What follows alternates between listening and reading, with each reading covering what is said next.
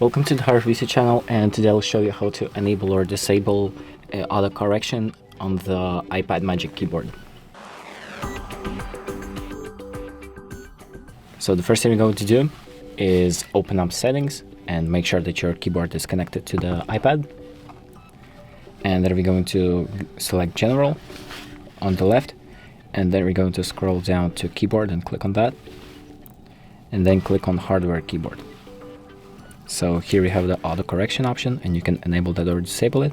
And what it basically does is when you're texting or when you're using the keyboard, when you misspell something, the auto correction will try to correct that word for you. And that's about it. You can select if you want it enabled or disabled, and that's it. Thank you for watching. I hope this video helps, and make sure to like and subscribe.